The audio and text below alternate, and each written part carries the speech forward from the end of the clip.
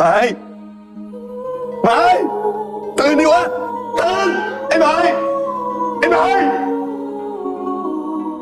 Berkisah tentang 4 keluarga yang bertetangga dan menjadi sahabat. Mereka saling membantu dan sering mengadakan acara bersama. Bahkan anak-anak mereka pun dekat satu sama lain sama seperti orang tua mereka. Kehidupan mereka dipenuhi dengan sukacita dan kebahagiaan.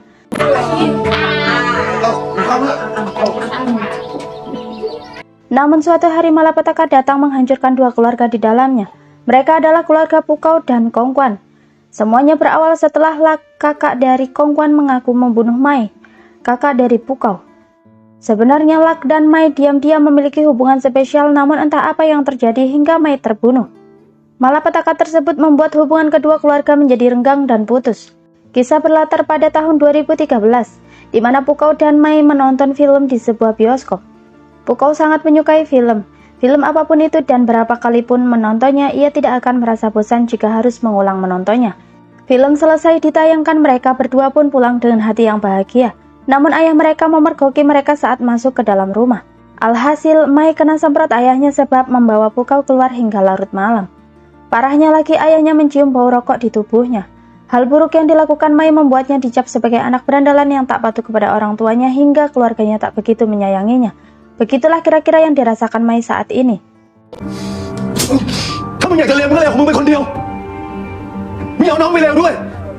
Dan benar saja, tak hanya merokok, Mai juga ternyata sering membolos sekolah dan terjerumus dalam lingkaran narkoba. Pergaulannya amatlah kacau. Laki yang mengetahui Mai menjadi salah satu siswa bermasalah di sekolah mencoba membantunya ketika guru lain ingin memanggil orang tuanya ke sekolah. Lak sebagai guru muda yang mengajar di sekolah tersebut berjanji akan mengubah Mai perlahan menjadi siswa yang lebih baik, tapi guru tersebut tetap pada pendiriannya. Guru tersebut malah menasihati Lak agar introspeksi diri menjadi seseorang yang memiliki watak seperti Som Kiat, ayahnya yang merupakan seorang kepala sekolah di sekolah tersebut.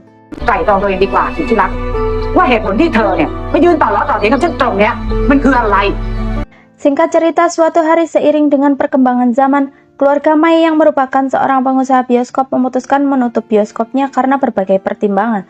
Namun sebelum mereka menjual segala peralatan bioskopnya, mereka menggelar acara nonton film bersama dengan warga setempat. Di saat yang lain sedang asyik menonton film, Mai melamun. Ia hanyut dalam pikirannya sendiri. Sesekali ia menatap Lak dengan raut wajah sendu.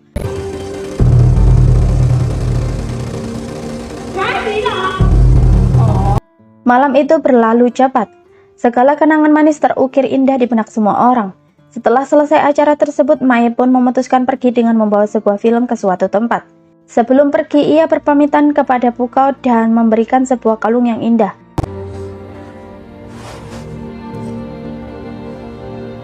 Tak terasa air mata jatuh membasahi pipinya. Segera ia mengusapnya.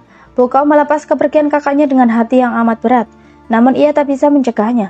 Diam-diam ia melihat kepergian kakaknya di balik jendela kamarnya.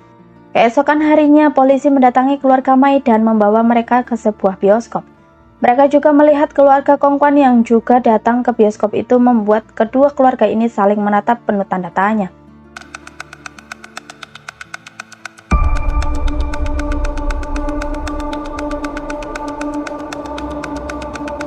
Setelah kedua keluarga masuk ke dalam bioskop, mereka sangat terkejut dan tak menyangka Mai tergeletak sudah tak bernyawa. Polisi pun menyatakan bahwa Mai telah meninggal dunia, sedangkan di TKP hanya ada Lak seorang. Siapa sangka Lak mengaku bahwa dialah yang telah membunuh Mai. Mai terbunuh dengan 3 luka tembakan di tubuhnya. Ayah Mai menyalahkan Lak yang tega melakukan hal keji itu pada anaknya. Pukau pun menangis histeris, begitu juga dengan Kongguan. Di pemakaman Mai, Pukau tak henti-hentinya menangis meratapi kepergian kakaknya untuk selama-lamanya. Meskipun Mai hanya kakak tiri, namun Pukau telah menganggapnya sebagai kakak kandungnya yang sangat ia sayangi. Lu sebagai anak yatim piatu yang hanya dibesarkan oleh kakek neneknya merasakan kehilangan yang sama seperti yang Pukau rasakan. Ia pun mencoba menghibur Pukau. Ia bahkan berjanji akan selalu ada untuk Pukau apapun yang terjadi. Tahun berlalu dengan cepat. Kini mereka sudah beranjak dewasa. Lu tumbuh menjadi sosok pria yang tampan dan penyayang. Untuk memenuhi janjinya pada Pukau, setiap hari ia selalu mengantar Pukau berangkat ke sekolah, layaknya seorang kakak yang mengantar adiknya. Plu juga dengan sabar mengurus neneknya yang sudah tak mengenalinya karena menderita pikun. Pukau juga memiliki wajah yang tak kalah tampan dari Plu. Wajah tampannya itu membuatnya populer di sekolah. Meskipun secara akademis ia bukanlah siswa pintar, namun ia berani mencalonkan diri sebagai ketua OSIS. Ia satu sekolah dengan Lokso. Lokso tak banyak berubah, ia masih memiliki sikap pemberani dan pemalas. Shin beralih ke masa lalu setelah kematian Mai. Pukau kecil sedang menggambar dan menulis kartu ucapan selamat ulang tahun kepada Kongguan. Tiba-tiba suara gaduh terdengar olehnya. Segera ia memeriksa sumber suara gaduh tersebut. Ternyata orang tuanya sedang bertengkar hebat. Setelah kematian Mai, ayahnya sangat sedih dan merasa kehilangan. Pertengkaran hebat tersebut membuat Pukau sangat ketakutan. Sambil menangis ia berlari keluar meminta pertolongan kepada tetangga sekaligus sahabat-sahabat dari orang tuanya.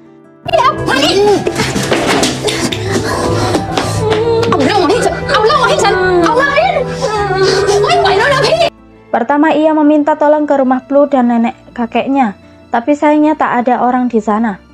Kemudian ia berlari ke rumah Lokso dan tidak menemukan orang juga. Ia pun terus berlari menuju rumah Kongguan dan melihat semua orang sedang berkumpul merayakan ulang tahun Kongguan dengan senyum bahagianya. Pukau dan keluarganya memang tidak diundang, karena semenjak kematian Mai yang dibunuh oleh Lak membuat hubungan keluarga Pukau dan Kongguan menjadi renggang. Esok harinya setelah sekolah selesai, Pukau mengajak Kongguan pulang bersamanya. Bukannya pulang ke rumah, Pukau justru mengajaknya pergi ke taman, dan dia meninggalkan Kongguan sendirian. Kedua orang tua mereka sangat khawatir dan panik karena mereka belum pulang hingga malam membuat mereka dicari. Akhirnya Kongguan ditemukan. Ibu Kongguan pun merasa lega, namun ketika ia tahu bahwa semua ini adalah ulah Pukau, ibu Kongguan pun memarahi dan memaki ibu Pukau karena merasa mereka akan balas dendam atas kematian Mai. Padahal keluarganya sudah membayar sejumlah uang ganti rugi, bahkan Lak masuk penjara.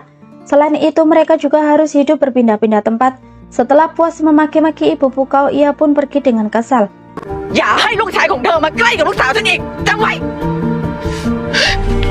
Kemudian Pukau keluar dari tempat persembunyiannya yang tak jauh dari taman tersebut. Pukau hanya diam ketika ibunya bertanya mengenai dirinya yang sengaja meninggalkan Kongguan sendirian. Sementara itu nenek Plu menemukan sebuah kartu ucapan yang Pukau buat untuk Kongguan. Sepertinya Pukau hendak memberikan kartu ucapan tersebut pada Kongguan, namun mengurungkan niatnya karena ia teringat kakaknya yang telah dibunuh oleh kakaknya Kongguan.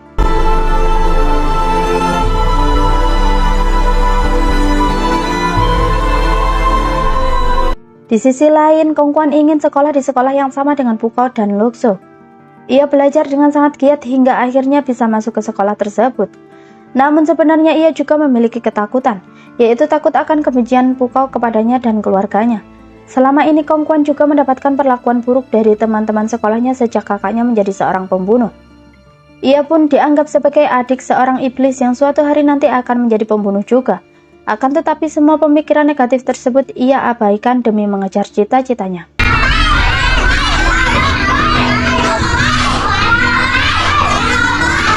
Tibalah hari pertama Kongguan masuk ke sekolah yang sama dengan Pukau dan Lokso. Kali ini ia bertekad akan bertahan di sekolah tersebut hingga lulus. Kasus pembunuhan yang dilakukan kakaknya berimbas pada reputasi keluarganya. Ia dan keluarganya menerima penghinaan dan perlakuan buruk dari orang-orang sehingga ia harus berpindah-pindah sekolah dari SD sampai SMP.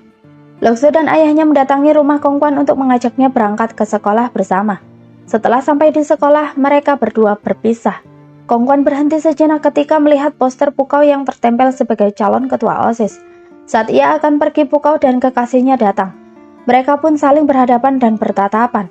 Pukau menatap Kongguan dengan sangat tidak ramah dan penuh amarah. Kongguan pun pergi begitu saja meninggalkan mereka berdua tanpa menyapa. Pelajaran telah dimulai. Kongguan terlambat masuk kelas, namun ia tetap dipersilahkan masuk.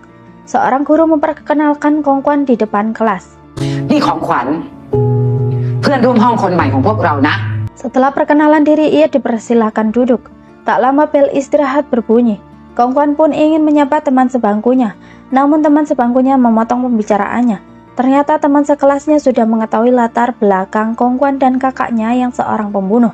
Akan tetapi mereka tak mempermasalahkan hal tersebut dan menyambut Kongguan dengan baik. Mereka semua membantu Kongguan dan berteman akrab. วิชาฟิสิกส์ที่เราไฮไลท์สีส้มคือครูเขาเน้นเดี๋ยวครูเขาจะออกสอบแน่ๆ ขอบคุณนะ Hancha dan Soda adalah teman pertama Kongkwan. Di kelas lain, Pukao menghampiri Luxo bertanya mengenai Kongkwan.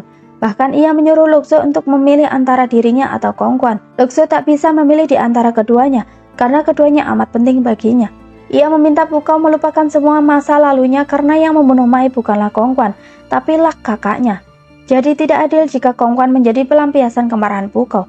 Perkataan Luxo membuat Pukao marah. แล้วที่พี่ไม้เจอ มันแฟร์วะ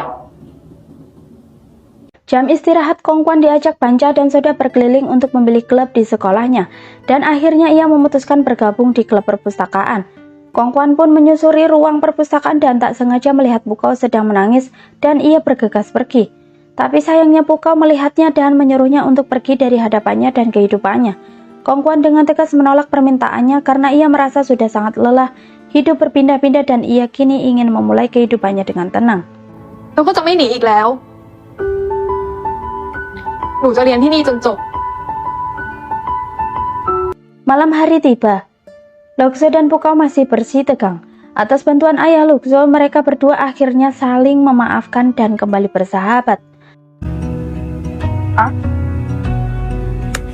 หายกันนะ